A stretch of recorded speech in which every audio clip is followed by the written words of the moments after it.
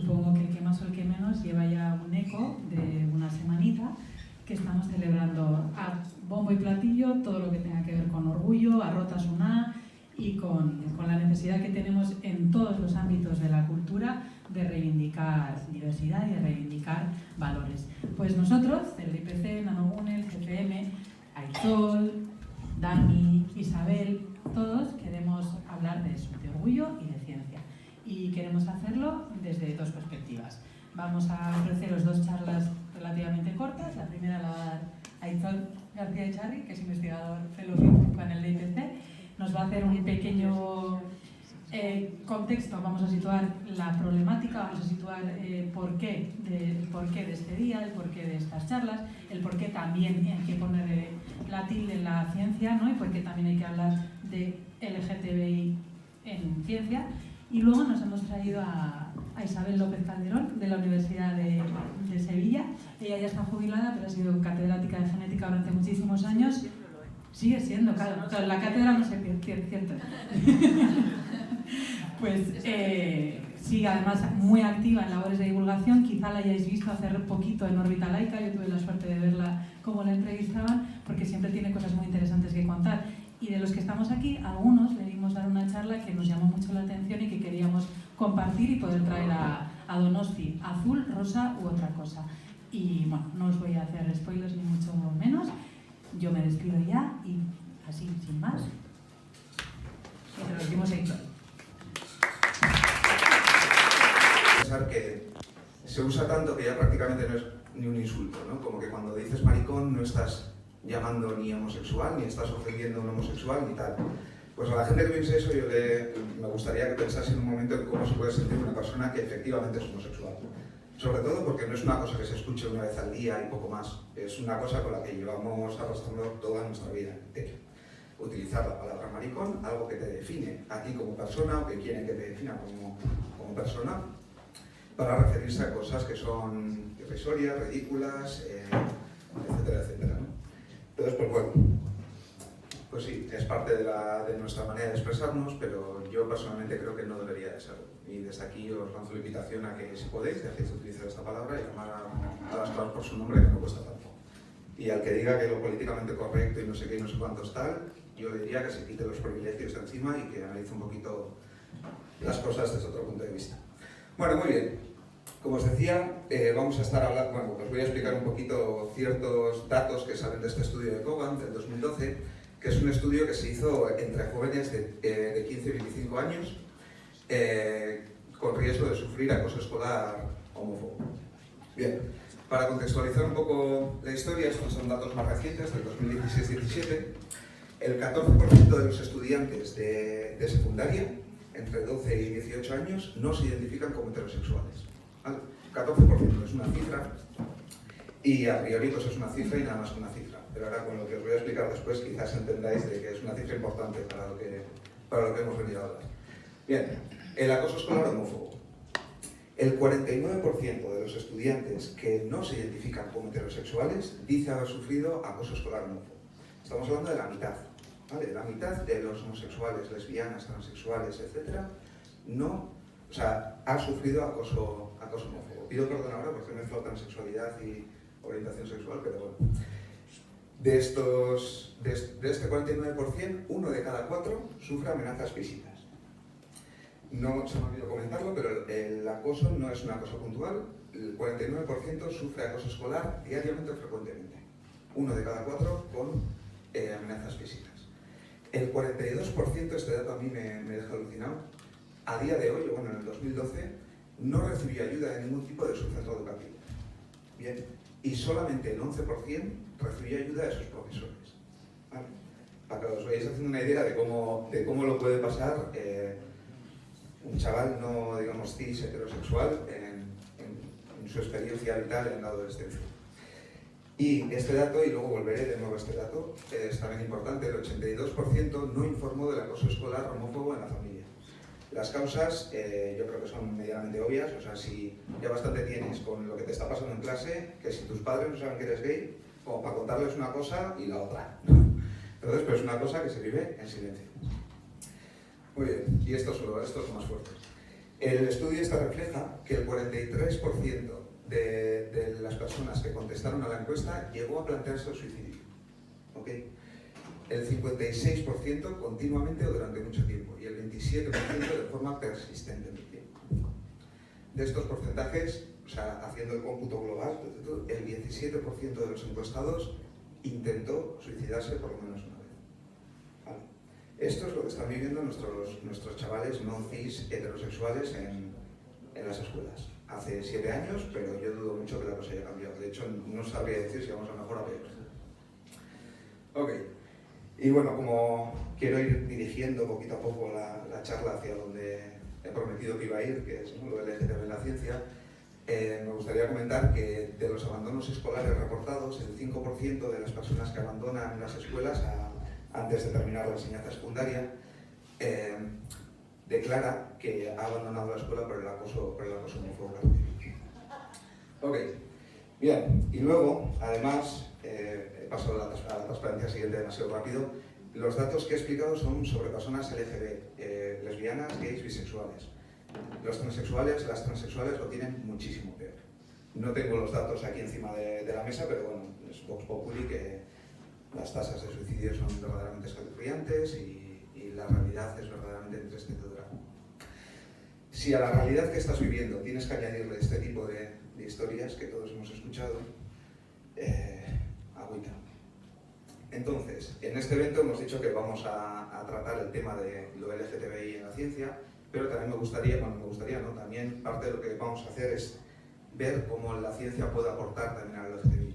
En parte a través de, pues, en realidad desmintiendo este tipo de mensajes, porque parecen, yo qué sé, se utiliza una demagogia absolutamente repugnante para decir este tipo de historias, diciendo que la biología te marca qué género tienes cuando naces.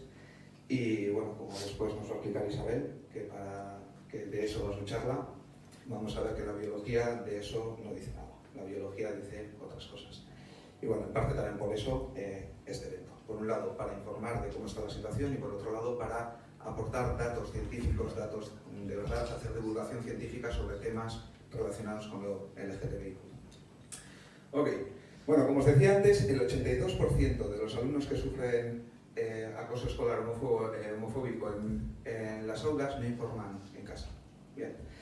Esto, que bueno, es un dato de una encuesta, a mí mi experiencia me dice que no se limita al ámbito de la escuela, sino que luego lo llevamos nosotros a la edad adulta.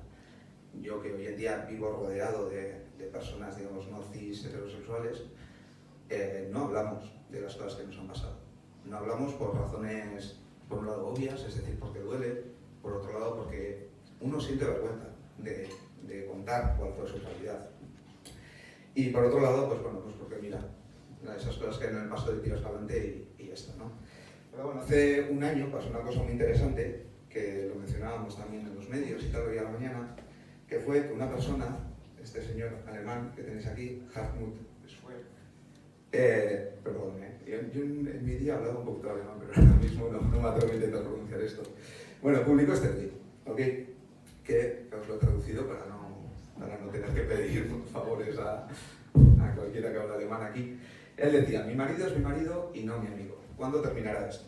Entonces, esto, por un lado, es interesante, también es relevante. O sea, es algo de lo que por lo menos yo estoy harto, de que se refieran a mi novio como mi amigo, mi pareja, en inglés, my significant other y no sé qué. No, es mi novio y está, punto, se acabó. No tiene nada de malo, no tengo por qué estar ocultándolo, ni vosotros, ni nada, ¿no? Eso por un lado. Pero lo importante en o sea, pongo este tweet aquí no por el mensaje que escribió, sino por este hashtag que utiliza aquí.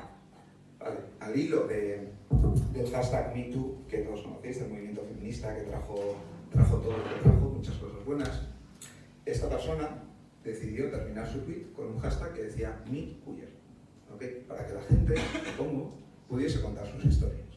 Vale. Bueno, pues a los pocos días, aquí os estoy poniendo unos poquitos tweets, pero Twitter se llenó de tweets con este hashtag, en donde la gente contaba sus experiencias en 280 caracteres, que ya no son 140. Okay. Y bueno, podéis ver varias si queréis ir leyéndolas mientras yo os cuento otra cosa y no me hagáis mucho caso.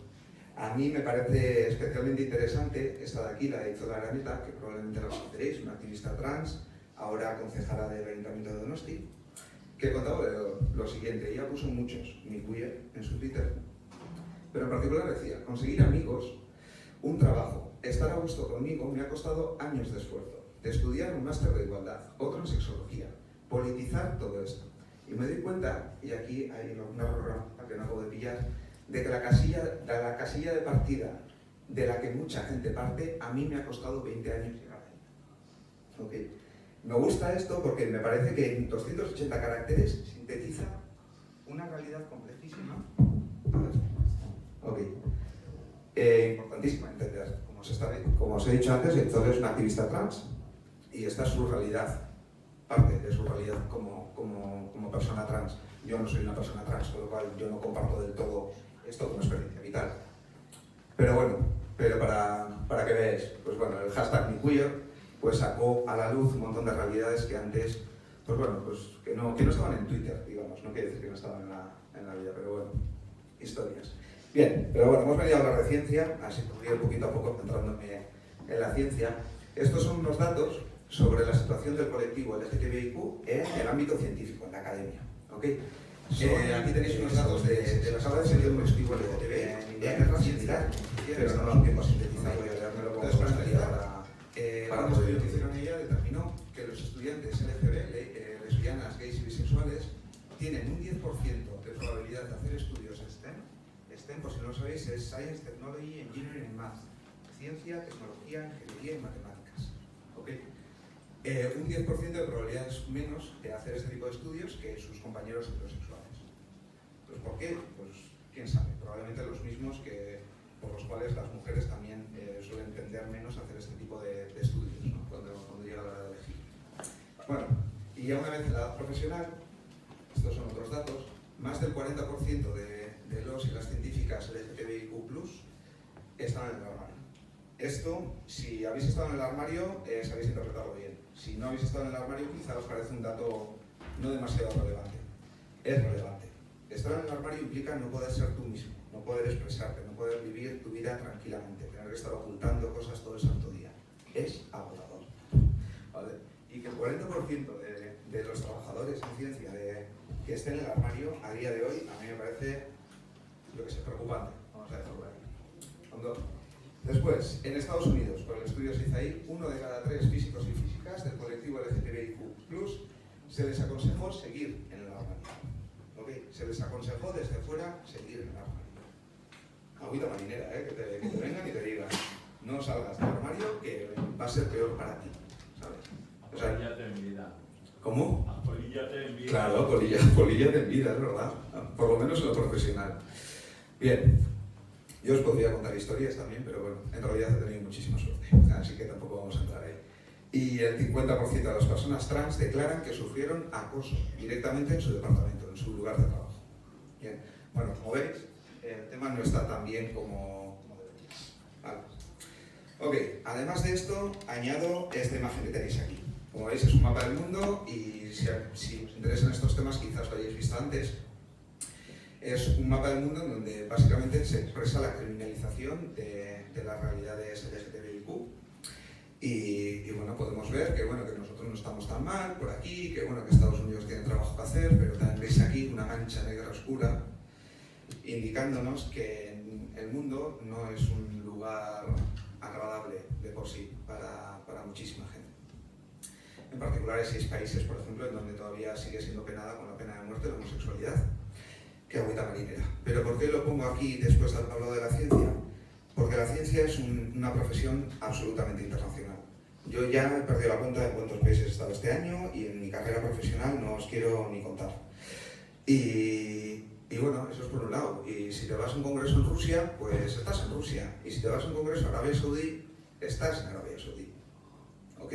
Obviamente todos hemos aprendido a lo largo de los años, los que hemos tenido que vivir esta realidad, a meternos en el armario 4 días, que tampoco pasa nada, y tirar para adelante, pero no deberíamos estar viviendo esto. Pero bueno, tampoco vamos a cambiar el mundo con una charla. Esto tiene un problema adicional, que es que la ciencia es internacional también en el sentido inverso. Yo trabajo con personas de todo el mundo, y estando en hondo. Bueno, ¿y eso qué implica? Pues que tengo que pues relacionarme con gente de países diferentes, ideologías diferentes, religiones diferentes, etc. Tampoco es que suponga demasiado problema desde el respeto, ¿no? O sea, quiero decir, las relaciones del respeto también uno aprende a desarrollarlas, pero es una realidad que está ahí. Y bueno, y uno pues, ve cosas, nota cosas, percibe cosas, ¿sabes? Aprovecho esto también, ya que estoy, que no tengo ninguna transparencia para hablar de ello, que no sé muy bien por qué, pero a mí la vida me ha llevado siempre a trabajar mayoritariamente con mujeres, con homosexuales, digo en ciencia, ¿eh? Y bueno, yo qué sé, no es que no me sienta a gusto junto a heterosexuales. Tengo también colaboradores heterosexuales maravillosos y mujeres heterosexuales fantásticas también, pero bueno, lo dejo ahí, ¿no? Que cada uno tiende un poquito a donde se siente más cómodo y pues bueno, que son realidades que se viven. Vale. Y ahora me gustaría hablar un poquito de referentes. Si vas por la calle y le preguntas a una persona random, así al azar, si conoce una mujer heterosexual, te diría que va a empezar su madre, bueno, y no necesariamente, perdón, que cosas tienen también mis inercias particulares, ¿no?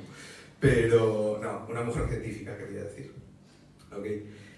Probablemente te diga que sí, y lo más probable es que te diga Marie Curie, ¿no? Tenemos una figura potentísima, una científica increíble que aportó cosas, bueno, muy grandes a la humanidad. Y bueno, luego la otra pregunta es si preguntas a la misma persona o a otra persona si conoce a algún científico o alguna científica del colectivo LGTBIQ+, si tienes un poquito de suerte, quizá te conteste que Alan Turing. Ok, pero hasta ahí podemos llegar.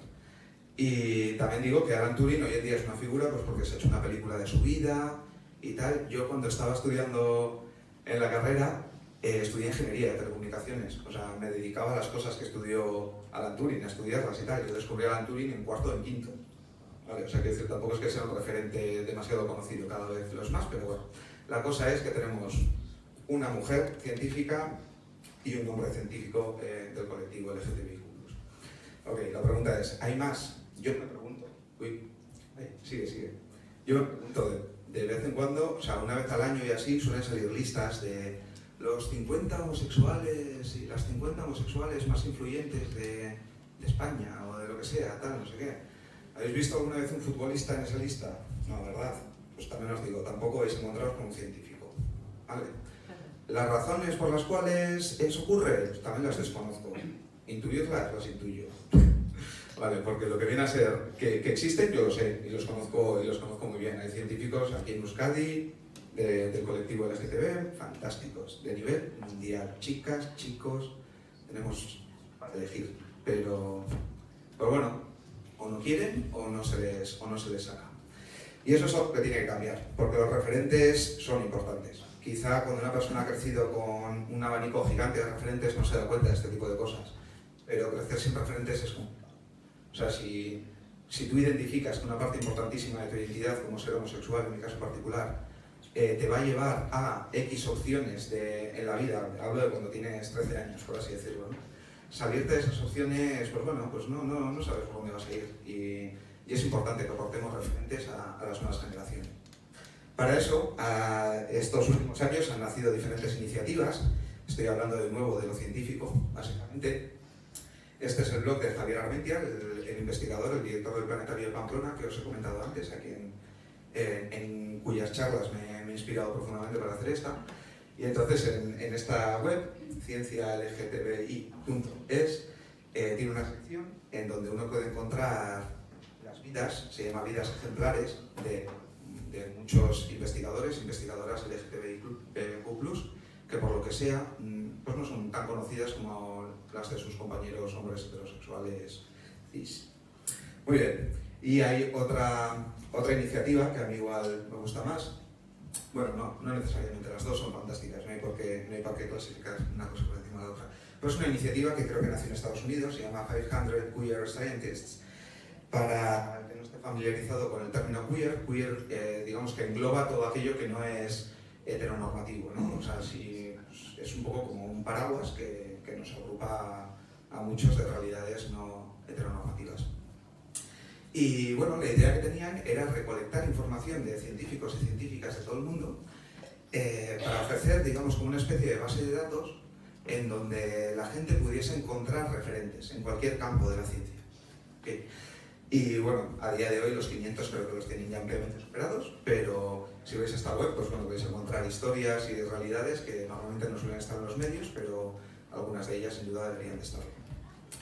Y bueno, entiendo que la charla igual me ha quedado un poquito, digamos, bajonera, dejando de usar el término, ¿no? Como, pues eso, un poco pesimista, ¿no? Y tampoco quería terminar la charla con pesimismo. Y como estoy hablando justo de referentes, el otro día, informándome, leyendo y viendo vídeos para esta charla, encontré una entrevista con uno de los que para mí a día de hoy es uno de mis referentes contemporáneos. Esta persona se llama Yuval Noah Harari, es el escritor que escribió Sapiens, Homo Deus y 21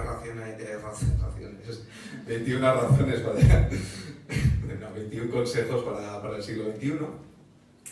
Y bueno, él es homosexual y es uno de los intelectuales, digamos, que más bombos le está dando estos días. Y bueno, en una entrevista le preguntaba: ¿ha influido en tu investigación científica el hecho de ser gay? Y su respuesta me encantó y os la voy a leer. Harari dice: mucho. Como un hombre gay, es crucial conocer la diferencia entre las historias inventadas por los humanos y la realidad. La misma habilidad es también crucial para la investigación científica. Y dice: cuando yo era joven, me dijeron que a todos los niños les atraían las niñas, y yo me creí eso. Me tomó un largo tiempo darme cuenta que eso es solo una historia inventada por los humanos. Y que la realidad es que algunos niños aman a otros niños. Y yo resulté ser uno de ellos. Es una gran sabiduría aceptar la realidad tal y como es, incluso si esta contradice con las historias que la mayoría de la gente cree. La investigación científica está basada exactamente en el mismo entendimiento. Como científico, me pregunto constantemente qué es la realidad. Tengo que olvidar todas las historias que la gente inventa acerca del mundo y preguntarme, ¿qué es la verdad acerca del mundo? Como un hombre gay, aprendí que si la realidad choca con las historias que la gente cuenta, es mejor creer en la realidad. Yo pienso que esta lección me ha convertido en un científico mucho mejor. Y bueno, con las palabras de Harari, yo aquí termino y doy paso a Isabel. Y muchas gracias. Biología de la determinación sexual. Luego veremos que hay otras facetas u otros niveles en los que se puede definir, digamos, la condición sexual de un individuo, pero yo voy a hablar de biología exclusivamente. Y exactamente lo que voy a hablar va a ser, primero voy a dar una pincelada de genética. Yo sigo siendo catedrática de genética, soy muy pesada, como dice mi hija, y tengo que ir desde el principio para tratar de que ustedes me sigan de la manera más fácil posible. La segunda parte voy a hablar de biología del desarrollo general de un organismo humano y del desarrollo sexual concretamente. Y en la tercera parte ya voy a contar qué pasa cuando no ocurre lo estándar. Estas son las tres partes en las cuales yo voy a poner aquí para que sepan ustedes cuánto me queda la pesada esta. Un 1 cuando se trate de la primera parte, un 2 cuando se trate de la segunda y un 3 cuando vean ustedes el 3 ya estoy más cerca del final. Vale. Ahora sí quiero decirles a ustedes tres premisas para empezar, que son, primero, yo creo realmente que no existe el azul y el rosa, sino que existe todo lo demás, lo que hay en medio. O sea, mi visión es que tenemos un mundo desde el punto de vista sexual multicolor, entre el binarismo del azul y el rosa que nos han tratado de imponer. Segunda cuestión, yo voy a hablar de biología, no voy a hablar de medicina, que muchas veces cuando se hablan de estos temas, se habla mucho de los médicos dicen con la patologización de estos temas. Yo no voy a hablar de medicina, yo voy a hablar de lo que dije, la biología profunda, molecular y profunda. Y en tercer lugar, estos temas es verdad que afectan a relativamente pocas personas. Si vemos, yo pondré ahí estadísticas, afectan a pocas personas, pero a las personas que les afecta, la vida, la verdad que se les hace muy difícil. Por eso yo creo que es importante saber dónde están. Bueno, para empezar, yo voy a contar una historia, que me tengo que poner las gafas, si no, que es imposible de leer. Una historia cortita que que yo escribí un librito ad hoc que se llama Cuestión de Sexo, muy baratito, lo vende la Universidad de Sevilla. El resumen de esta charla. Bueno, dice la historia. La familia de María espera intranquila en la salita de familiares junto al paritorio del Hospital General. Llevan un par de horas deseando que llegue el momento en que la enfermera anuncie: ha sido una niña o ha sido un niño. Cuando eso suceda, todos sonreirán y se abrazarán, pero el momento tarda. Por fin sale la doctora que atiende a María y dice: todo ha ido estupendamente y tanto la madre como la criatura están bien, pero realmente no sabemos si es niño o niña. La frase crea estupor y es que parece como si lo importante no fuera que hubiera nacido un ser humano bien formado, sino cuál es su sexo, cómo lo van a inscribir en el registro civil, qué nombre le van a dar para andar por el mundo. Bueno, pues pero empezamos por la pincelada de genética y me voy a hacer entrar en esta pequeñita. Genética. ¿Qué es la genética? La genética, me voy a poner allí, quizás porque así lo ven ustedes mejor. ¿Qué es la genética? La genética la definimos como la ciencia que estudia la herencia y la variación.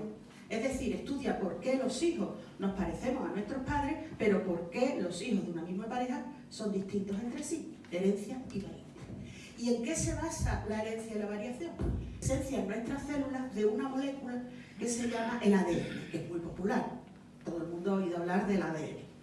Y lo que ocurre es que esto es lo que llamaríamos un árbol genealógico, el árbol genealógico de la familia Simpson, en la cual acá hay un varón, una mujer, con 3 hijos, 2 niñas y un niño. Y lo que ocurre es que los niños se parecen a sus padres porque los padres les transmiten moléculas de ADN suyas, pero lo que les transmiten a cada uno de ellos es distinta, son distintas partes, distintas moléculas, de manera que hay una variabilidad. En eso consiste entonces el por qué los hijos nos parecemos a nuestros padres, pero somos distintos entre nosotros. El ADN constituye el material genético de todas las células, tanto las células animales, que es lo que está dibujado aquí, como las células vegetales, como las bacterias. Es el material genético de todas las células. Y lleva una información importantísima, porque constituye el genoma humano, es decir, el conjunto de todo el ADN que hay dentro de una célula humana, constituye su libro de instrucciones. Cada una de nuestras células, y tenemos un montón, para que se hagan ustedes una idea, cada persona tiene aproximadamente 1 billón, o sea, 1 millón de millones de células por kilo de peso. Multipliquen ustedes y hagan sus cálculos de su peso, no del mío. Vale. Un montón de material genético. Y dentro de ese material genético, este libro de instrucciones, de este libro de instrucciones tenemos unas 25.000 instrucciones distintas, 25.000 trozos de ADN, cada uno de los cuales dice cómo se hace un elemento celular o cómo se realiza un proceso. Y les pondré ejemplos. O sea, entonces 25.000 instrucciones, y si todas ellas, el libro de instrucciones fuera un libro, sería un libraco tremendo, mucho mayor que la Biblia. Pero está dividido en tomos, ¿vale? De manera que esas instrucciones están divididas en unos tomos que denominamos cromosomas, ¿de acuerdo? Entonces todos estos tomos contienen toda la información genética del genoma humano. Existen en nuestras células 2 tipos de cromosomas. Uno que se denominan los autosomas, que son desde el 1 al 22, el que los clasificó fue muy inteligente y le doy muchas las gracias porque los clasificó desde el más grande al más pequeño y les puso número. En vez de ponerle, como les gusta a los médicos, el cromosoma de fulanito, el cromosoma de menganito, le puso el 1, el 2, el 3, el 4, ¿vale? Y 2 cromosomas sexuales que se llaman el cromosoma X, como ven ustedes, es muy grande, y el cromosoma Y, que es chiquitito, pero mató. Vale.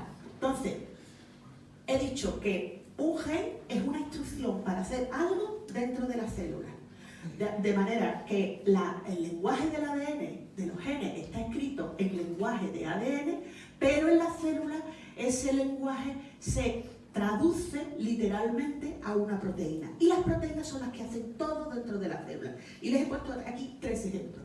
El primer ejemplo sería el gen, el llamado H, que es el que determina la hemoglobina, que saben ustedes que es la proteína que transporta el oxígeno en la sangre. El segundo lo llamado gen I, porque lo que sintetiza es, lo que determina es la insulina, que conocen ustedes también. Y este gen L, que he denominado de aquí, hace una cosa, es un gen de los que denominamos enzimas, porque son genes que hacen transformaciones dentro de la célula. Por ejemplo, este gen determina una proteína que se llama lactasa, que corta el azúcar fundamental que hay en la leche, que se llama lactosa. Ese azúcar lo asimilamos los humanos y los mamíferos en general porque cortamos la lactasa corta la lactosa en 2 azúcares que sí son asimilables, la glucosa y la galactosa. Si no tuviéramos lactasa, no podríamos hacer ese proceso. Los intolerantes a la lactosa lo son porque no fabrican lactasa, ¿de acuerdo? Son capaces de asimilar esa proteína. Bueno, los genes pueden estar en unas células encendidas, es decir, funcionando en on o en off, apagado. Como comprenderán ustedes, la insulina se sintetiza en un órgano determinado y no, por ejemplo, en el cerebro. O sea, en el cerebro está el gen que es capaz de fabricar insulina, pero está apagado. De manera que en todas nuestras células tenemos genes encendidos y apagados. Vale. Sigamos entonces con estas cuestiones. La versión, un gen, puesto que es un texto, puede variar, sufrir cambios, sufrir mutaciones, que lo denominamos. De manera que el gen silvestre, el gen normal, el funcional, sería lo que denominamos en la versión habitual, la versión silvestre, pero si puede sufrir cambios. Estos cambios pueden ser cuantitativos, es decir, puede hacer que en vez de fabricarse un número de proteínas por segundo, se fabriquen más, o se fabriquen menos, o no se fabriquen en absoluto. Cambios cuantitativos en cuanto a la producción de la proteína. O también puede dar lugar a cambios cualitativos, que la mutación produzca un gen, una proteína truncada, una proteína que no es funcional, o una proteína que fabrique ahora hace una función nueva. Eso sería un cambio cualitativo. Vale. Volvamos ahora, centrémonos, seguimos en el 1, Es que ya le he dicho que mi hija dice que soy muy pesada, y lo soy. Vale. Nosotros hemos dicho 22 autosomas y cromosomas X o cromosomas Y. Las mujeres resulta que tenemos 2 cromosomas X y los hombres tienen 2 cromosomas. Bueno, se me ha olvidado decir que en realidad lo que tenemos es 22 pares de cromosomas, porque recibimos un 1 de nuestro padre, un 1 de nuestra madre, un 2 de nuestro padre, un 2 de nuestra madre, de manera que 22 por 2. Más, ahora recibimos de nuestro padre, de nuestra madre recibimos un X, y de nuestro padre podemos recibir o un X o un Y. Si lo que recibimos de nuestro padre es un X, esta persona será una mujer. Si lo que recibimos de nuestro padre es un Y, esta persona será hombre. X e Y, de manera que la primera diferencia de la que vamos a hablar entre hombres y mujeres es el sexo cromosómico. XX en principio mujer, XY en principio hombre. Vale. De manera que cuando un óvulo y un espermatozoide se funden para dar lugar a una primera célula que se llama cigoto. Ese cigoto comienza en primer lugar a proliferar, es decir, a multiplicarse, de 1 salen 2, de 2 salen 4, etcétera, etcétera, hasta que el embrión llega a una fase que se denomina blastocisto, y en este momento, este blastocisto, empiezan las células a diferenciarse. Tú vas a ser corazón, tú vas a ser pulmón, tú vas a ser piel, etcétera, etcétera. Fíjense ustedes lo que son 25.000 genes, 25.000 instrucciones, poniéndose en marcha, apagándose, encendiéndose. Tú te vas a apagar, tú te vas a encender, ahora tú vas a influir sobre ese otro para que se apague y se te... Eso es un guirigay impresionante. Un guirigay impresionante, pero precisísimo, muy preciso. Si todo ocurre como se supone que tiene que ocurrir, sale un organismo, un niño o niña, perfectamente viable y apto para la vida. Ahora veremos algunas cuestiones, ¿vale? Entonces, todas las células de nuestro organismo tienen la misma carga genética porque procede de esa primera célula, de ese primer cigoto, pero en cada uno de ellos van a funcionar unos genes y unos sí y otros no. Vale, entonces, que nazca un niño perfecto, completo, y cuando digo perfecto, digo que con todas sus funciones, es una maravilla maravillosa, que debería sorprendernos mucho más de que el niño sea niño o el niño sea niña. Entonces, esto es lo primero que nos tenemos que asombrar, que es una maravilla maravillosa lo que es la vida. Vale. Entonces, aparte del sexo cromosoma, en el desarrollo sexual, ya estoy por el 2, en el desarrollo sexual, ven ustedes que van a influir muchas cosas. Van a influir los cromosomas, que ya hemos hablado, van a influir genes, vamos a tener gónadas y genitales internos distintos, genitales externos distintos, el sistema neuroendocrino también se va a diferenciar de distinta manera, las hormonas que fabricamos cada uno, el ambiente, fíjense que ya estoy entrando en cosas menos moleculares, el sistema nervioso central, el cerebro, y sobre todo esto influye el medio ambiente y la conducta. Toma ya. Vamos a tratar de descifrar esto un poco más.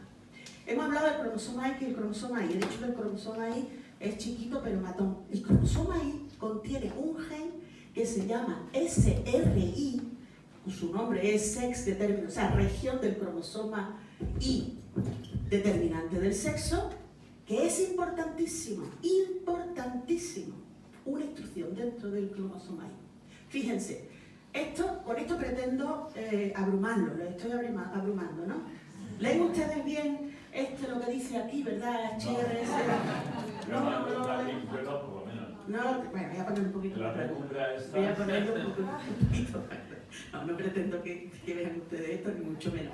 Esto lo que representa es el desarrollo masculino, el desarrollo de una mujer, este es el desarrollo de un hombre, y aquí está la fertilización, aquí sería un XX, esto sería un cigoto XX, esto sería un cigoto X. ¿Cómo se determina todo esto? Pues una cascada de funcionamiento de distintos genes, uno detrás del otro, uno con el otro. Y fíjense ustedes en qué momento actúa SRI, aquí, al principio del todo, ¿vale? De manera que si existe cromosoma X y existe SRI, todo se lanza hacia un organismo masculino. Si no existe SRI, que es lo que ocurre aquí, no existe SRI, todo se desarrolla hacia un organismo femenino. Entonces, SRI, el primer paso, y no es el único, hay más, ahí le he puesto algunos, hay más, pero SRI es crucial para ese desarrollo. Vale. Genitales y gónadas internos.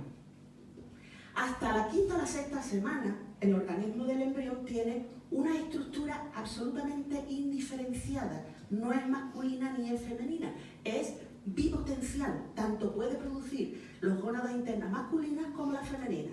¿Y eso de qué depende, amigo? Pues lo que depende es de la presencia de SRI. Si en ese organismo existe SRI, todo se desarrolla hasta formar testículos, hasta formar los conductos de Wolf, etcétera, etcétera. Si no existe SRI, todo se desarrolla, este sistema bipotencial se desarrolla hasta dar unas gónadas internas femeninas. Es decir, es como el alfarero que primero hace una estructura y a partir de lo que se modele ahí, pues ahí sale un búcaro o sale una maceta o salen otras cosas. Pero, ¿qué es lo que ocurre? Que la diferenciación ocurre en distintos momentos. Los hombres son más rápidos, a la sexta o séptima semana. Si hay SRI, esto se diferencia en testículos y se comienza a sintetizar testosterona, la hormona masculina, y nosotras somos un poquito más lentas, y si no hay SRI, entre la semana 11ª y la 12ª se sintetizan estrógenos. Vale. Entonces, a la 8ª semana, estas gónadas internas masculinas están formadas, y a la 10ª semana, si eso va a ser una niña, esas gónadas internas están formadas. ¿Y qué pasa con los genitales externos? Tanto da que da lo mismo, es lo mismo.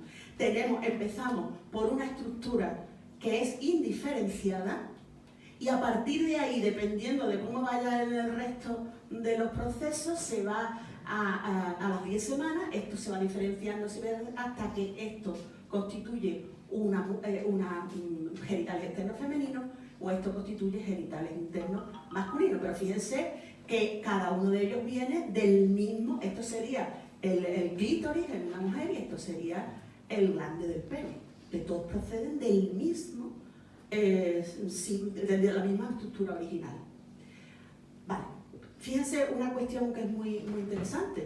Los niños, mientras más prematuros, más difícil es decirles de qué sexo son. Porque al abrirle las piernecitas, como son prematuros, a lo mejor no lo tienen. Estamos en una fase que es intermedia, que todavía no está bien formado y no sabemos qué decir. De manera que los niños prematuros ya por sí es un problema a la hora de determinar cómo se determina el sexo. Abriéndole las piernecitas y diciendo, pues estos niños son una niña, como lo dice el médico. Vale. Sistema neuroendocrino, lo mismo. Tenemos, aquí lo que quería yo señalar, que he mencionado los testículos y los ovarios como productores de hormonas, pero el sistema es mucho más complejo, porque el sistema implica a otros órganos que son comunes entre los hombres y las mujeres, que son la hipófisis y el hipotálamo, que está en el cerebro, o la glándula adrenal, que está encima de los riñones. Y eso también tiene mucha importancia a la hora de formar las hormonas masculinas o femeninas. Y ahora entramos en las hormonas masculinas. A esto también les abruma, ¿eh? Es bonita, ¿no? Es estética, es abrumadora. Pero yo se lo voy a explicar. Les voy a señalar solamente unas cosas que yo quiero que son las siguientes. En primer lugar, quiero decirles que todas las hormonas masculinas o femeninas provienen del colesterol. El tan difamado colesterol es el origen de las hormonas tanto masculinas como femeninas. Segunda cosa que quiero comentarles es que el cortisol, que es una hormona importantísima en el trasiego de agua y de sal a través de nuestras membranas, está relacionada con esta hormona. Y luego, que aquí tienen ustedes las hormonas masculinas, aquí tienen ustedes hormonas masculinas, y aquí, hormonas femeninas, y aquí tienen ustedes, hormonas femeninas también, y aquí tienen ustedes las hormonas masculinas. Y todas están correlacionadas en el que unas se transforman en otras. De manera que no es que, aquí se está formando testosterona y esto se está... No, están todas interrelacionadas, y veremos más. Y ahora les voy a poner 3 estrellitas, que van a señalar enzimas, ¿se acuerdan ustedes de decir? Algo que transforma, proteínas que transforman, que son importantes. La primera es la 21-hidroxilasa. La 21-hidroxilasa es la que transforma hormonas que son femeninas, como la progesterona y la dihidroprogesterona, lo transforma en cortisol, estrellita naranja, ¿vale? Segunda estrellita que se llama 5-alfa-reductasa. La 5-alfa-reductasa es la enzima que transforma la testosterona en una supertestosterona, que es la dihidrotestosterona. Señores calvos, eso es el culpable de que ustedes sean calvos. La dihidrotestosterona. Para que tengan manía. No le pueden tener manía porque... No le tengan manía.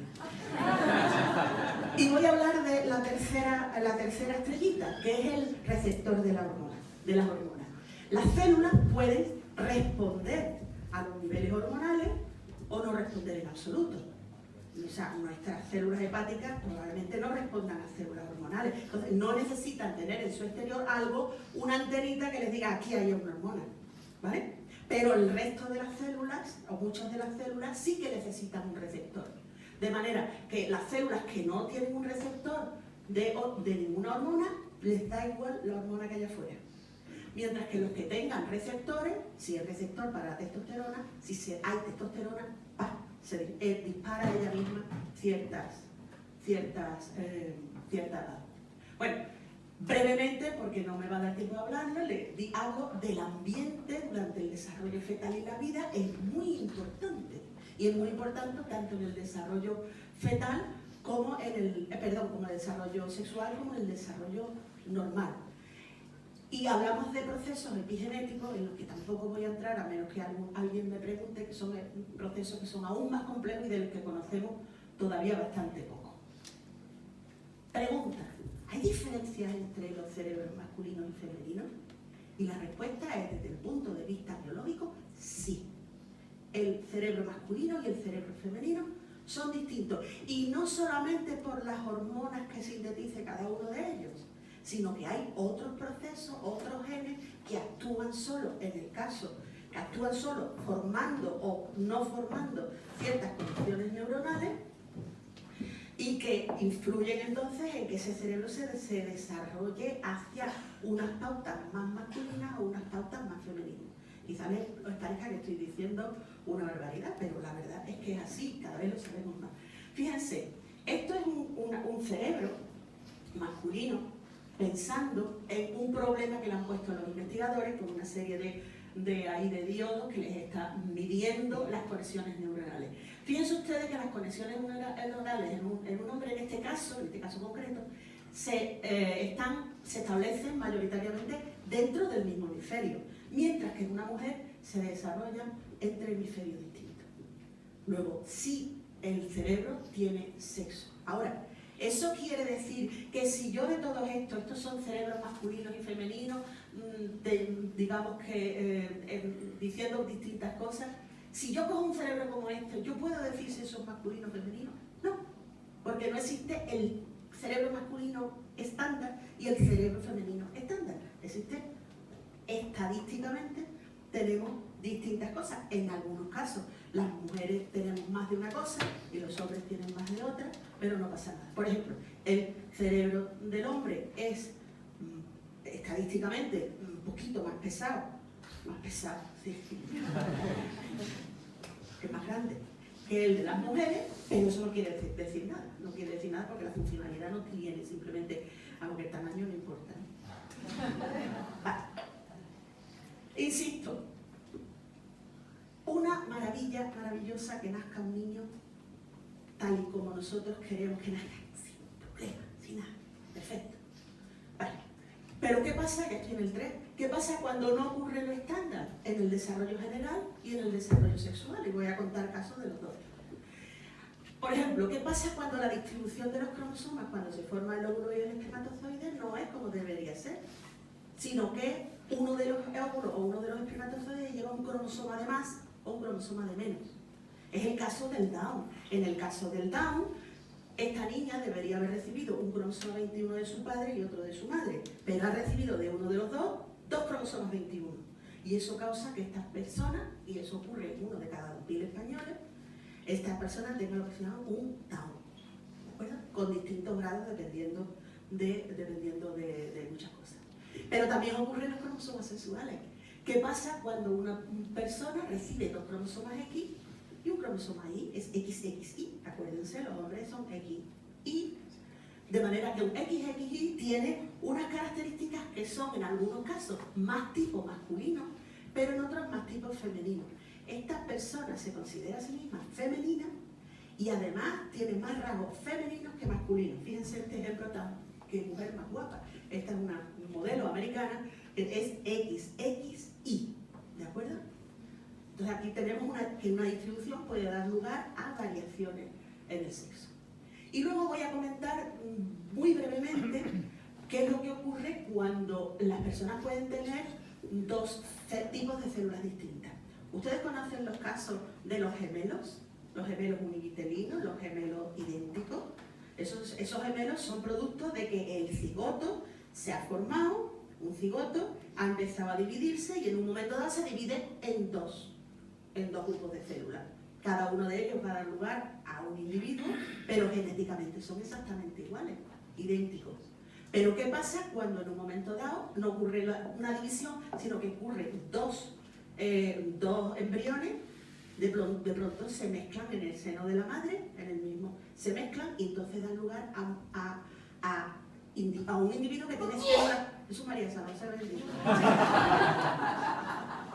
Mi abuela decía algo más, ¿le puedo decir? Se nos ha resfriado este cochinito.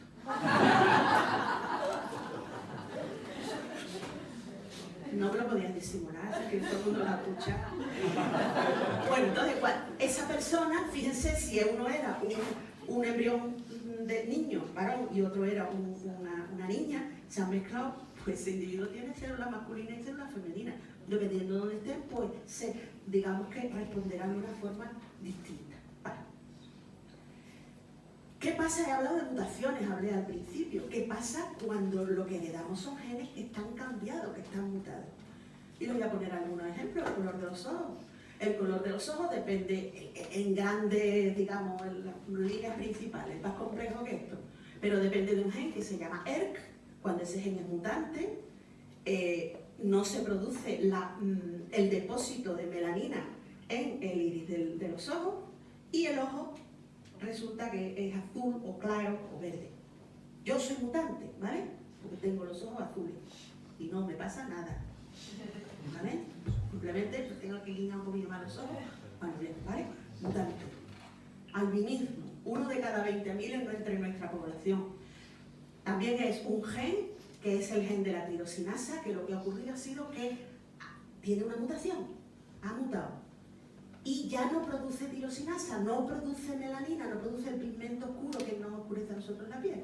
Y ese niño es absolutamente blanco, efecto de otra mutación. Lo que he hablado antes, la lactosa. En este caso, lo normal es que los mamíferos, cuando nacemos, fabriquemos lactasa, acuérdense, lo que corta la lactosa en dos y la asimila, pero cuando somos mayores dejamos de fabricar lactasa y nos volvemos intolerantes a la lactosa. Pero ha habido una mutación en un momento determinado de la humanidad en la que hemos aprendido a de mayores seguir asimilando la leche. Y eso, que es la tolerancia a la lactosa, es producto de una mutación. Y ahora resulta que el 85% de los españoles son mutantes. Vamos que sí, que no hay problema, yo también soy mutante de eso. No soy albina. Y el color pelirrojo ocurre lo mismo. El color pelirrojo del pelo es un gen, y además en este caso no solamente afecta a que los pelos estén rizados, no los tengo, que sean de un color rojo o no lo sean, también depende de cosas como por ejemplo la sensibilidad a ciertos fármacos. Los pelirrojos la tienen mayor o menor, dependiendo de qué fármaco, sensibilidad al dolor. ¿Ya? Medio ¿Sí? Pero tú sí. No, yo voy a terminar. Sí, claro, pero tiene lo más interesante. No, ¿Vale? me has dicho que te avisaba media hora. Perfecto. Vale. Entonces, ¿qué pasa cuando no ocurre lo estándar respecto de las cuestiones sexuales? ¿Qué pasa cuando ese RI está en el cromosoma Y, pero está mutado? Es decir, la persona esta es un XY, pero como SRI, ¿se acuerdan en esa diabólica transparencia en la que SRI era fundamental para que se formara? Pues como no está funcional, no es funcional, pues esta persona se desarrolla como prácticamente una mujer. No tiene ovarios, tiene pocas hormonas, pero fenotípicamente, desde el punto de vista, es una mujer. O que ocurre como algunas veces los genes cambian de sitio, que ocurre cuando en una multiplicación rara el SRI se incorpora a un cromosoma X. Cuando una persona es XX, pero uno de los X lleva el gen SRI, esta persona es XX, pero es hombre. Es hombre, son infértiles en principio, pero con tratamiento hormonal pueden tener hijos perfectamente, pero son XX, de manera que el sexo XX o XY, que al principio dije, XX, hombre, X, no siempre es así. Hay mutaciones, cambios que pueden dar lugar. Vamos a las estrellitas. ¿Qué pasa cuando esta enzima que transformaba esta hormona en cortisol, etcétera, etcétera, está mutada? No es capaz de hacer eso. Primero, esas personas tienen un problema de cortisol muy bajo y tienen problemas en muchos órganos. Pero segundo es que se acumulan hormonas. Aquí se acumulan porque estas hormonas no son transformadas en esto. Y eso lo que tiene se denomina una hiperplasia suprarrenal congénita. Fíjense que es de 1 de cada 20.000 nacidos, no están bajas, ¿vale? Entonces, esas personas, ¿qué es lo que ocurre?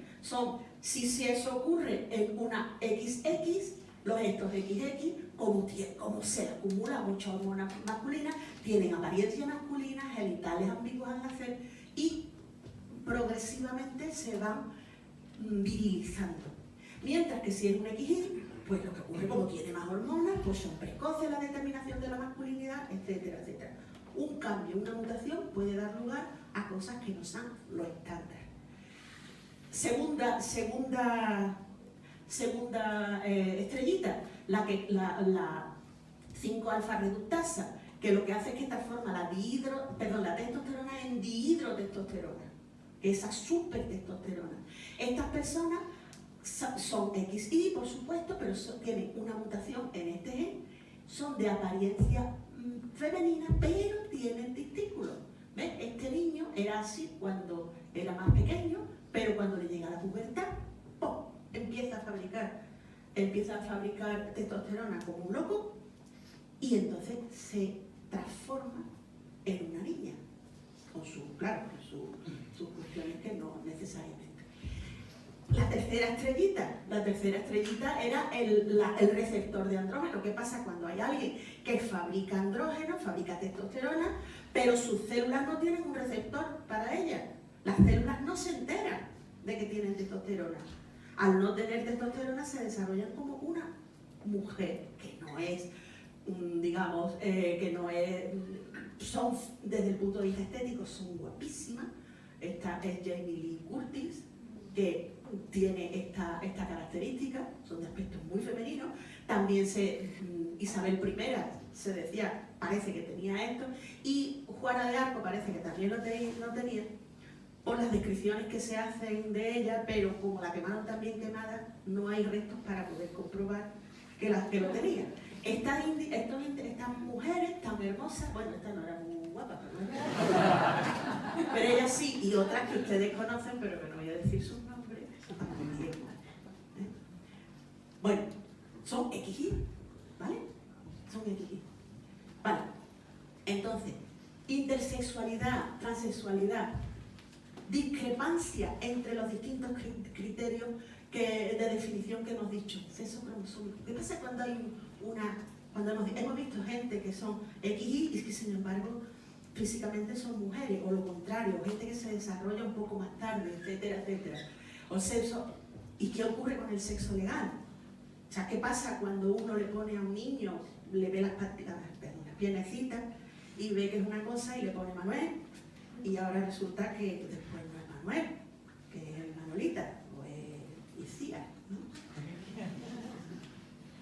Sí, porque se eligen muchos nombres vascos, curioso. En los cambios se eligen muchos nombres vascos. Sí, curioso, sí. Y no solamente de niños, ¿no?, sino de niñas también. Está de moda, bonito. Bueno, y por último, el sexo conductual, que yo no he hablado nada ni pienso hablar. Comportamiento, identidad y rol de género, orientación sexual, de eso yo no hablo. He hablado de biología. Bueno, entonces, una pregunta interesante que ustedes se preguntarán: al nacer, ¿es nuestro cerebro una página en blanco? O sea, el niño nosotros lo podemos modelar desde el nacimiento hacia una orientación. Si le llenamos toda la habitación de rosa o todo de celeste, podemos derivarlo hacia eso. La biología dice que en principio no, o no necesariamente, sino que no venimos con la mente en blanco, sino que ya nuestro cerebro está predispuesto hacia una orientación. Pero que eso se desarrolle o no también depende de muchas condiciones sociales. Bueno, para terminar ya, tengo que felicitarlos a ustedes porque acaba de pasar una ley, supongo que lo sabrán, hace unos días, que los transexuales vascos podrán certificar su identidad sexual sin necesidad de un informe médico que lo acredite. O sea, cuando uno nace, se rellena esta forma donde una de las cosas más importantes, nombre propio, sexo, varón o mujer, no existe otra posibilidad en el ámbito español. Y este nombre tiene que ser propio del sexo. Yo no le puedo poner Manolo a mi hija de sexo femenino, ¿vale? Ni Manuel tampoco. Yo podría Manuela, pero no, ¿vale? Y ahora, ¿cómo se cambia? ¿Cómo se cambia una persona que de pronto ha determinado o se ha dado cuenta o lo que sea que es del otro sexo? ¿Cómo cambia su nombre? ¿Y cómo cambia su sexo dado? Pues muy difícil. Hasta ahora lo que había era, necesitaba ser mayor de edad, necesitaba un tratamiento hormonal en el sentido de a donde quería llegar y necesitaba 2 informes de 2 psiquiatras diciendo que esta persona está chalá. Pero que bueno, admitámosle su chalaura. Lo que ha hecho el País Vasco decir, no, esto es tanto la cuestión de obligarlos a hormonarse como la obligación de ver a unos médicos, no, porque esto no es una enfermedad. Vale. Luego vemos que según Naciones Unidas, o sea, ha habido personajes como todos los que yo he mencionado que no son del sexo que se pretendía, ¿vale? Parece que un 7% de la población mundial nace con rasgos intersexuales. Eso no es poco, eso es bastante.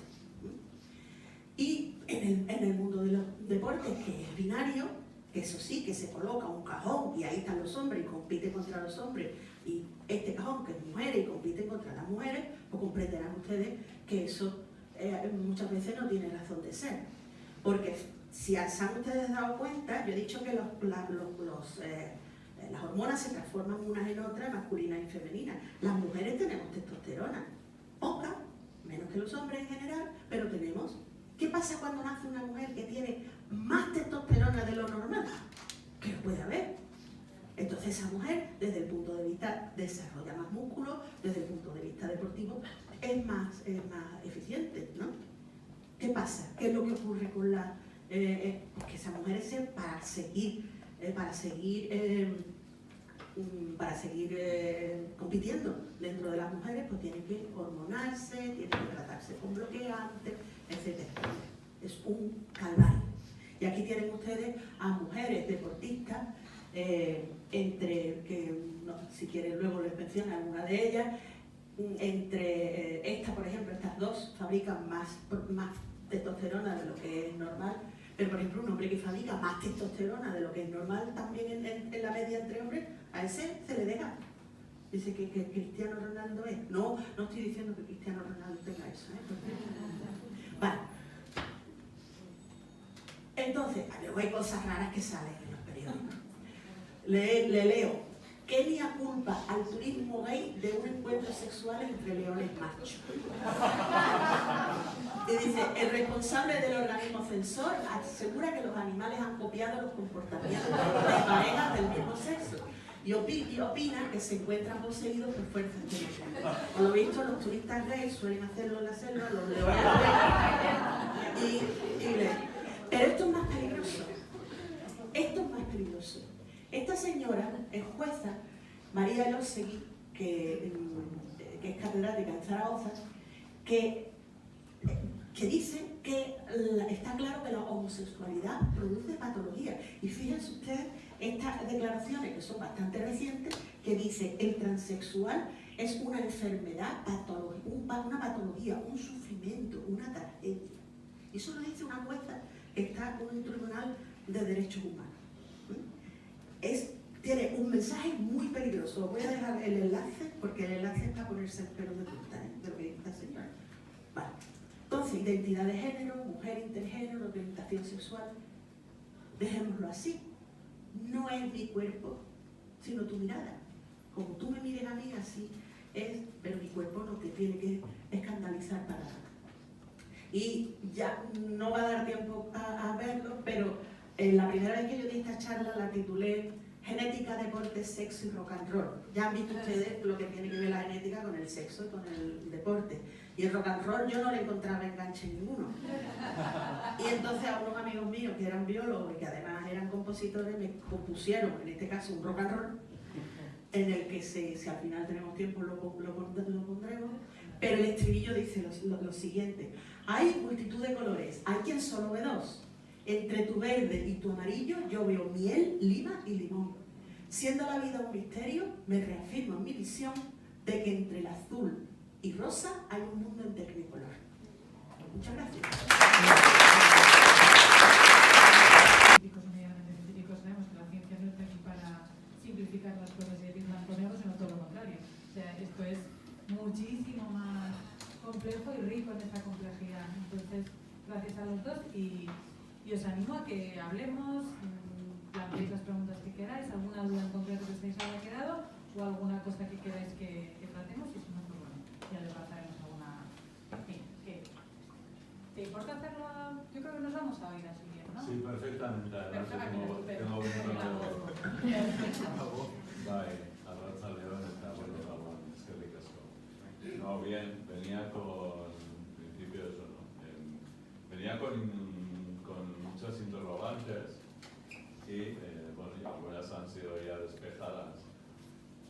Bien, comentarte, ¿no, Itzol? Que a mí me hubiera gustado también que, bueno, hablaras, por ejemplo, de en las bibliotecas que existen en los centros educativos, en cuántas conoces, ¿no?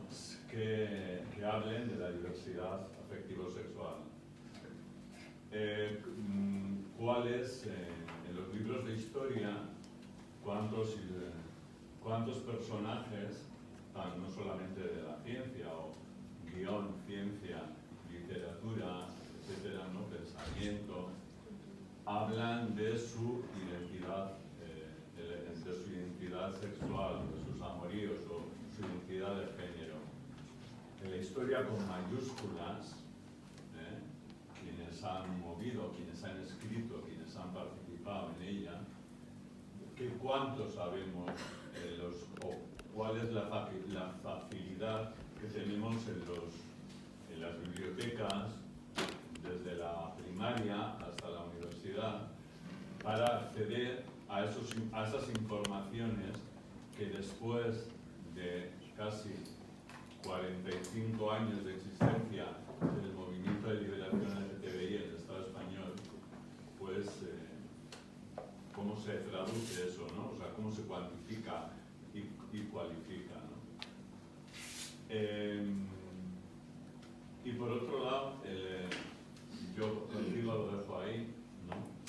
Y nada, simplemente informarte que a día de hoy en la comunidad autónoma, hace dos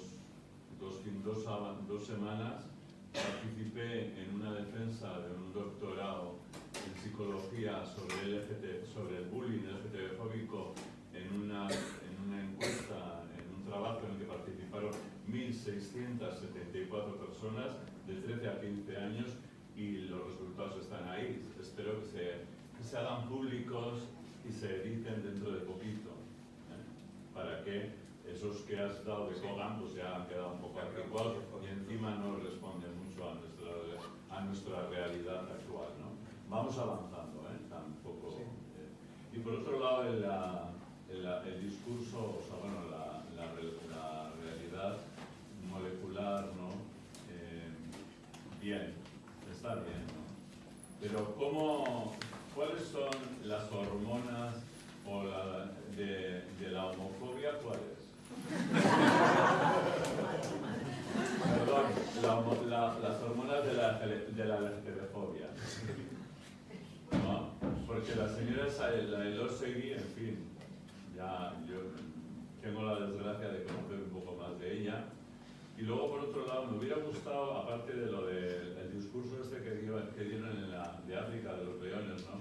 Algo que es menos, desde mi punto de vista, más dramático, y cuando has hablado de la no presencia de las personas albinas, lo mal que se lo pasan en los países, por ejemplo en África, ¿no? Que tienen esa filosofía de fondo que hay de maldad, etcétera, y que están perseguidos y los buscan, viven como una albinofobia profundísima, que les lleva a la muerte además. Sin embargo, hay una tribu india en Estados Unidos todavía en el que la frecuencia de albinos es 10 veces más alta que en la población nuestra. Porque tener un hijo albino para una mujer es como una bendición de Dios, ¿vale? Primera parte. Segunda parte, son agricultores. Entonces todas las mañanas de la aldea salen los hombres a cultivar los que no son albinos, porque los albinos se quemarían, y los albinos, las mujeres y los niños se quedan en la aldea. Mira por dónde. Todo el día solitos. Resultado, tener un hijo albino es una bendición de Dios. Aquí tengo un albino porque mi marido se ha ido al campo y aburría. O sea que en ese caso está, como si dijéramos, favorecido. Lo mismo puede ocurrir en ciertas civilizaciones. Hay civilizaciones en las que sexos que digamos son intermedios están favorecidos. O sea, lo mismo que en nuestra sociedad está favorecido. O sea, la mujer mayor, aunque ya no sea fértil, pero es una abuela fantástica para cuidar a los niños, ¿no? Entonces, hay cosas que están favorecidas, depende de qué sociedades están favorecidas, y en otras pues se castiga a la mujer que ya no puede tener hijos, pues se la expulsa. Y lo mismo ocurre con las cuestiones de los LGTBI+. Prácticamente la mayoría es lo contrario, ¿no? O sea, son excepciones, pero bueno. Y sobre lo que decías antes, Susana razón con Sandro, y no tengo prácticamente nada que añadir. O sea, quizá la charla que he dado yo la de te conozco, sé quién eres y sí, tienes razón. Es todo mucho, hay muchísimo más que aportar. Hay un poquito de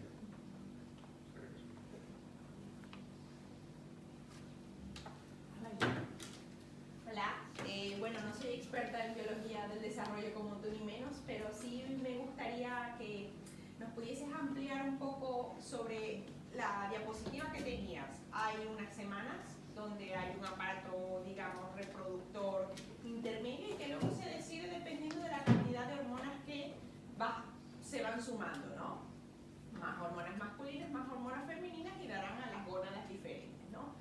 No solamente hormonas, son genes que se ponen Por en marcha. supuesto, por supuesto. Pero, por ejemplo, me da curiosidad eso a nivel del desarrollo del feto.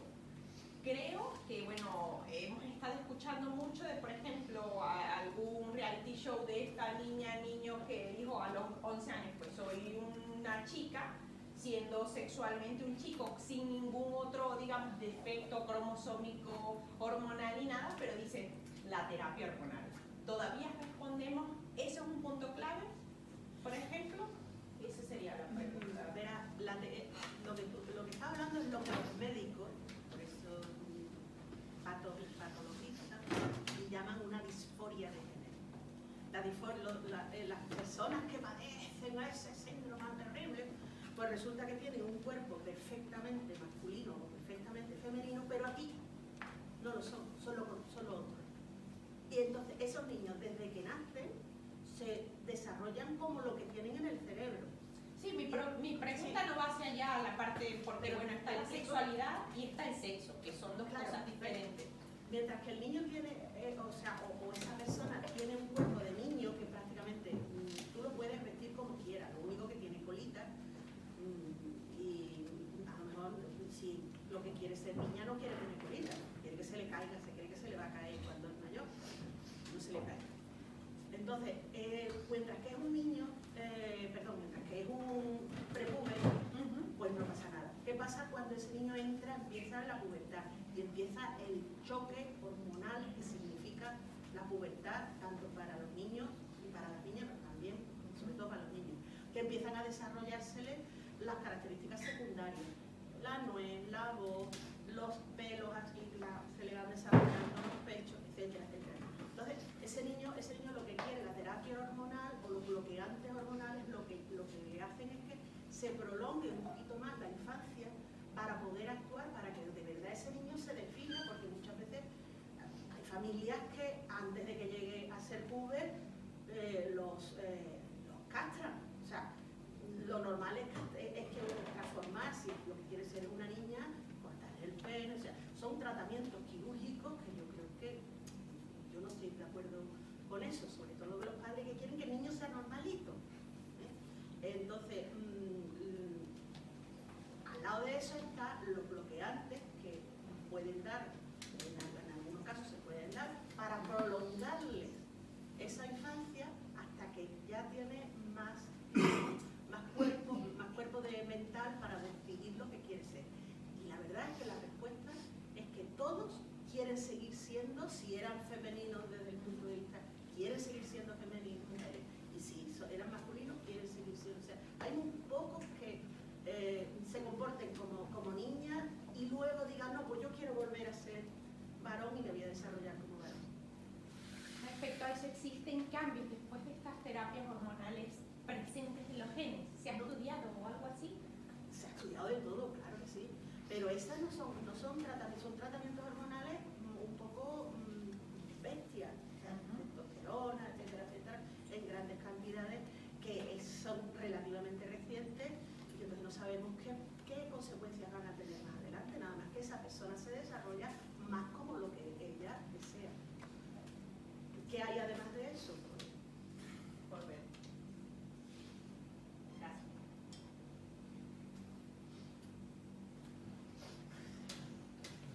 Pocas más, hacer preguntas. Ya sobre este punto, ¿no? Nos encontramos en una especie de encrucijada actualmente, ¿no? Hay quienes están tomándose testosterona hay quienes están utilizando los bloqueadores también, ¿no? Y hay quienes están diciendo también, yo me llamo Miquel, me llamo Antonio, tengo 19 años, tengo la regla y no me la voy a quitar y soy un chico. Perfectamente. Y él tiene todo el derecho desde mi punto de vista. Perfectamente. Entonces, quizás la respuesta, ¿dónde está? La respuesta del individuo, yo creo que debería de estar al 100%, debería ser contemplada y escuchada y actuar en consecuencia a las decisiones que toma esa persona mayor de edad, etcétera, ¿no?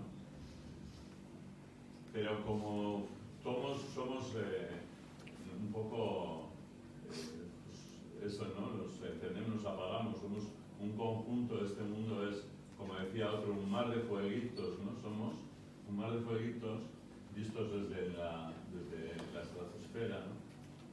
Pues convendría que porque unos tengan, aunque sea mayoría, tengan luz, nos impidan a los que no somos tan mayoría vivir nuestra propia luz, ¿no?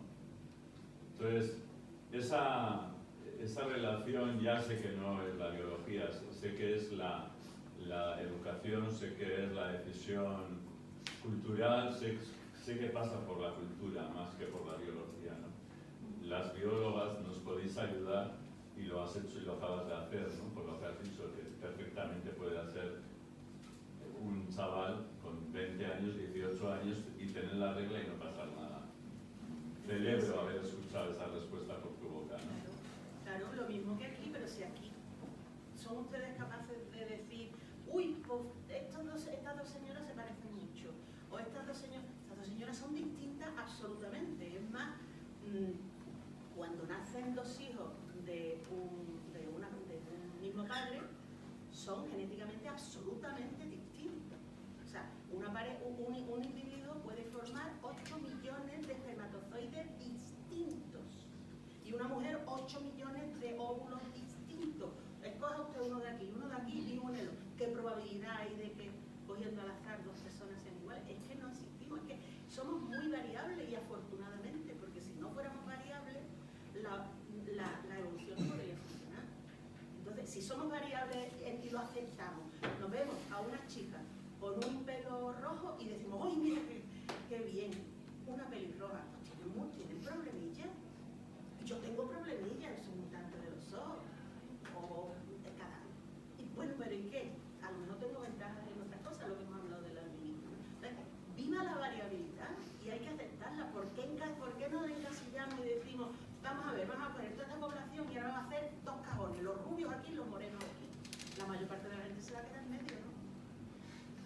mismo, porque te pretendemos hacer una cajita y otra cajita y lo demás, por lo demás tú te adaptas para acá, o tú que tienes más pistas, te adaptas para allá, y lo voy a decir. Pero bueno, o sea, la realidad es que aún las estructuras aún no han caído, o sea, que vivimos encajonadas. Pues sí, contra eso, contra lo que haces.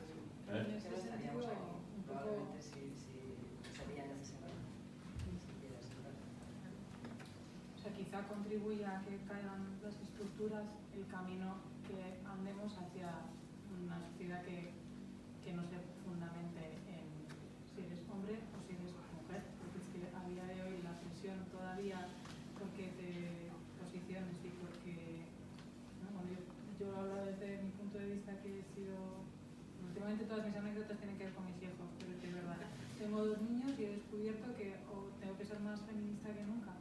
Y pensaba que era un poco, ahora me he tenido que volver radical porque es que es una absoluta barbaridad desde el momento en el que nacen, la presión que supone que continuamente definas si es un niño, si es una niña, lo que eso va a significar a todos los niveles, y ellos lo perciben desde que nacen, y eso ya va a ser una diferencia.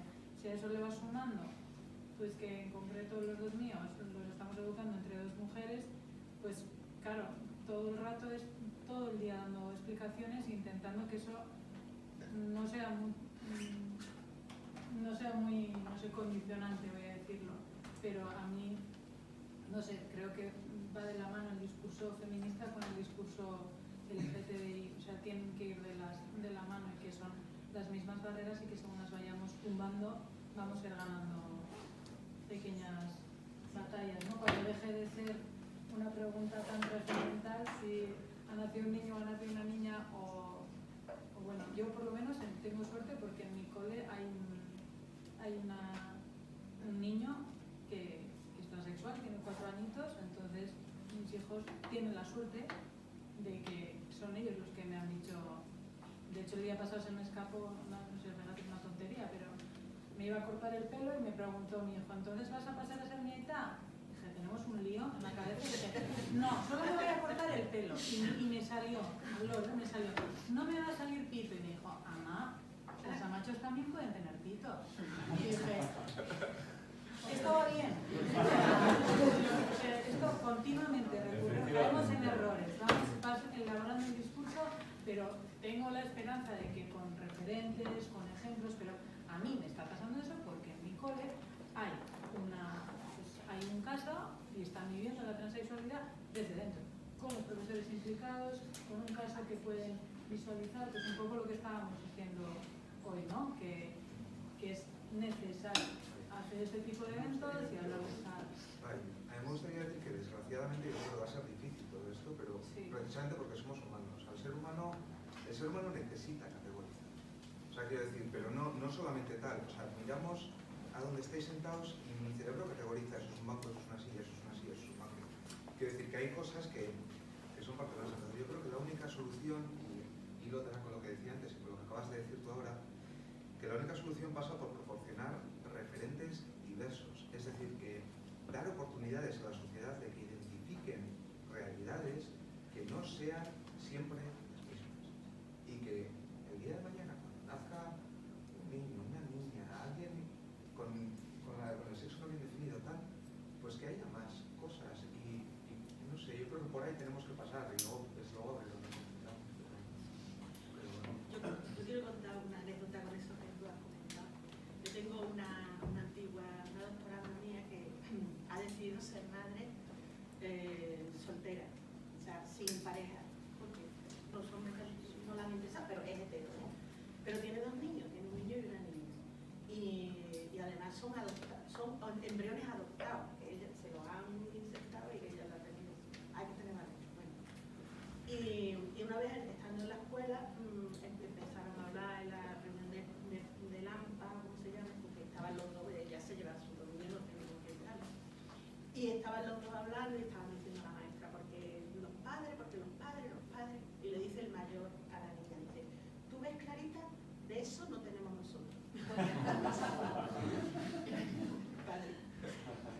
Y bueno, y otra cosa que a mí para mí es una batalla, es que se sabe muy poco, uno, de cómo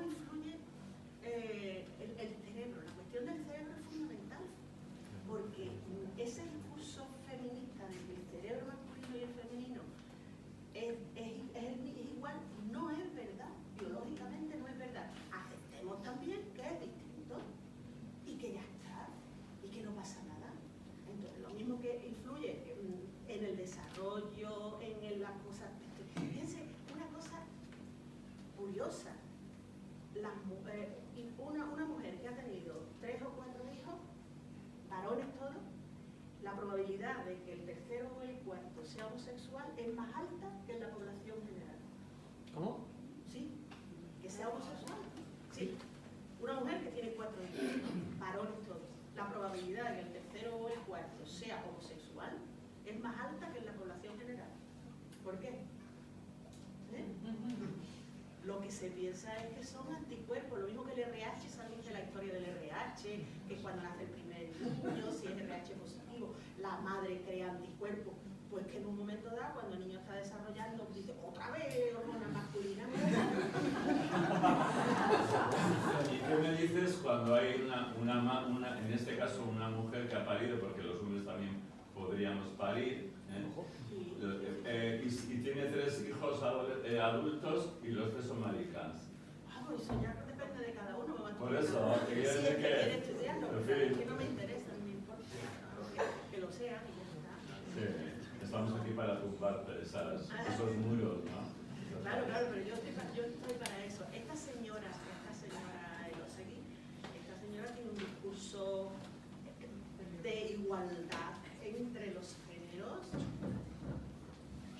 muy importante. Ahora, si lo escuchaste tranquilamente, yo lo escuché ayer el discurso completo, manda Discutible, desde el punto dar de vista. los pelos de punta sobre el discurso.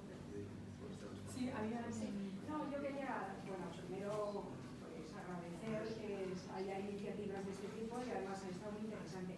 Pero hay una cosa que me llama muchísimo la atención y es que en el mundo de la ciencia tengan que estar metidos en el armario.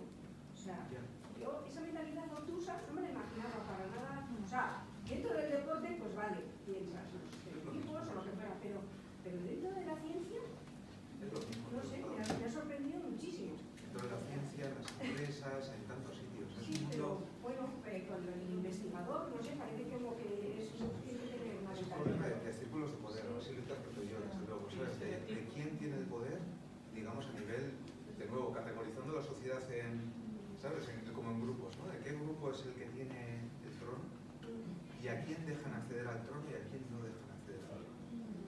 Y ahí, pues claro, si pasas como heterosexual, que lo de pasar también es una cosa muy interesante, ¿no? Tanto en lo trans como en lo tal. Si pasas, en mi opinión, tienes más oportunidades que si no pasas. Porque ya no eres del grupito, ¿sabes? Si no pasas, o sea, si eres clarísimamente marica y tal, ya no vas a ser, ¿sabes? Ya no vas a ser del tipo, ¿no? Eso dice poco de los investigadores. Claro, pero es que al final somos humanos y vivimos en la misma sociedad. Entonces, en el fútbol Pero es que yo que soy científica, yo he sido durante 40 años investigadora principal de mi grupo de investigación, en el cual ha habido de todo. Pero yo, en la ciencia hay muchísimo, en aquella época, muchísimo sexismo. O sea, lo de los homosexuales, eso es menor comparado con la ser mujer. O sea, yo he tenido que ocultar algunas cosas cuando yo tuve a mi hija, que bajé el rendimiento relativamente, no sé, seguí con el tema, pero bajé relativamente. Y bueno, no me dieron un serio de investigación porque no llegaba a mis compañeros varones. Y eso que yo tenía la suerte de tener un marido que compartía todo, vamos, que hizo toda la casa, que sin él yo no hubiera sido lo que he sido. Pero cuando una mujer no tiene eso, ¿qué es lo que ocurre? O sea, que es que estudiar ahora lo que es el sexismo de los científicos, entonces vosotros sois, pues, bueno, un caso menor, una cosa más, pero es que... por eso es, porque también somos un caso menor, pero somos un caso. Y Yo entiendo lo que dice ella, porque se supone que la ciencia es la vanguardia del conocimiento, que siempre ha sido como un colectivo que ha ido por delante, pues es verdad que en algunas cosas no ha ido por delante. Pero bueno, muchísimas aquí cosas. estamos, las 3 que estamos aquí, estamos muy activamente metidas en los planes de género, tampoco quería extenderme en eso, pero la realidad a día de hoy es que en el mundo de las ciencias hay un problema muy gordo en cuestión de igualdad, en cuestión ya solo mirando las estadísticas, a quién accede y responde todo a lo mismo, a que se sigue perpetuando un estereotipo que ha sido imperante, que es de hombre blanco y de edad adulta, porque claro, también hay heterosexual. Tú preguntas al imaginario grueso de la sociedad cómo es un científico y en muchísimos casos el prototipo es Einstein o similar. Es decir, hombre blanco, heterosexual. Entonces ahí caemos todas, que somos el 50%, caen todos, que son que sea, etc, etc, etc. Y hay que empujar todos hacia otro modelo. Pero ojo con los modelos, ¿eh? Ojo con los modelos. Yo no quiero ser una Marie Curie, que lo pasó muy mal en su vida. Yo iba a decir eso, al final sí, no, está un poco de acuerdo con lo que ibas a decir, porque estamos un poco en una charla así, o un discurso un poco negativo, que yo creo que sí hay que visibilizar y hacer este tipo de actividades y hablar sobre esto, pero por ejemplo el mapa que ha puesto Aitzol, el mapa del mundo con los diferentes colores, si hubiéramos puesto ese mapa hace 100 años, hubiera habido mucho más rojo en ese mapa que... Entonces, también por decir, es que se va avanzando, igual, claro, a la gente que lo sufre no le sirve mucho esa estadística, pero a nivel de humanidad yo sí creo que está habiendo un avance, que es algo positivo por lo menos. Mira, voy a aprovechar para soltar un dato también de Aitzole, que lo dijo el otro día en una entrevista, Aitzole Araneta, que contaba que vamos avanzando en eso, pero también, o sea, por ejemplo, a día de hoy Euskadi, según contó ella, es la tercera provincia en agresiones LGTB-fobas, ¿vale? Se dice pronto, o sea, y luego nos gastamos de modernos. ¿Qué pasa? Que para algunas cosas estamos avanzadísimos, pero también cuanto más avanzados estamos, más visibles somos. Y en el momento que somos más visibles, también somos más visibles por la gente que nos odia, ¿vale? Y entonces ahí hay muchísimo trabajo por hacer. Ese mapa es importantísimo que esté ahí. Y los puntos rojos pues son los puntos rojos, pero en los azules hay mucho rojo. Por ejemplo, en el colectivo trans, o sea, el drama que hay con la transfobia es brutal aquí. O sea, hay que decir, no. Bueno, pues ya me está dando un poco de apuro volver a levantar la mano. No, pero... Claro, es que esto lo vengo haciendo yo, pues ya sabes, que conoces, pues ya sabes, cuando ayer hace 41 años, ¿no? Con lo cual, que os voy a contar hace 41 años ahora. Pues por eso mismo he venido. Yo tenía a las 6:30 la presentación de una revista en un pueblo y he decidido que dejaba la cita, que les daba plantón y me venía aquí porque Orgullo y Ciencia me resulta estimulante. Espero que no se haya arrepentido.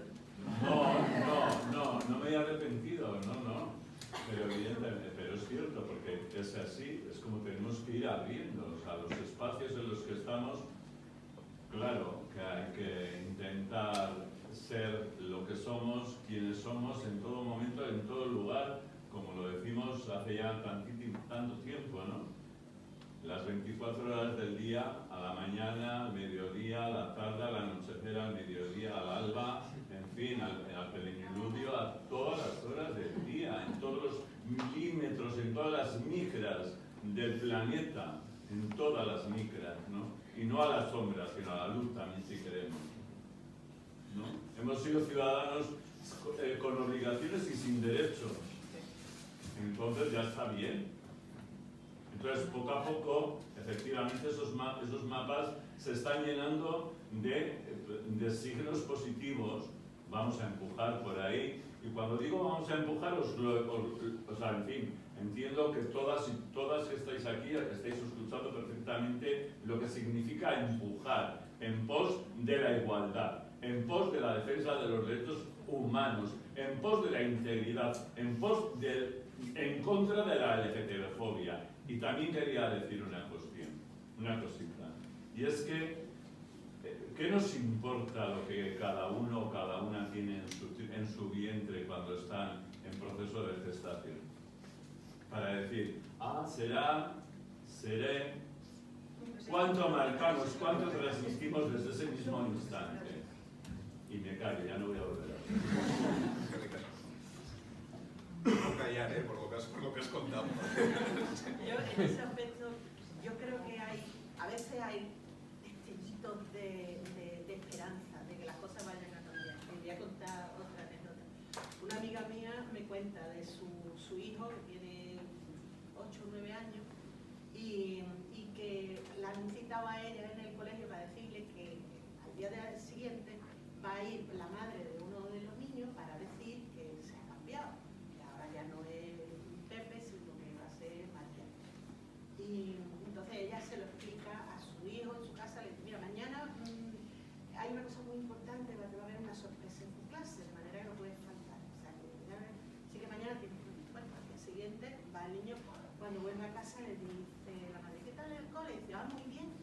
Han venido los padres de Pepe y nos han dicho que va a ser María y nos lo han explicado. Y dice, pero la sorpresa que tú decías que nos iban a dar, que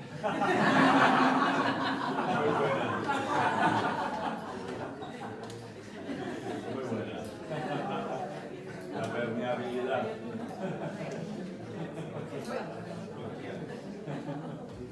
Un aplauso para esa historia y todos los niños que no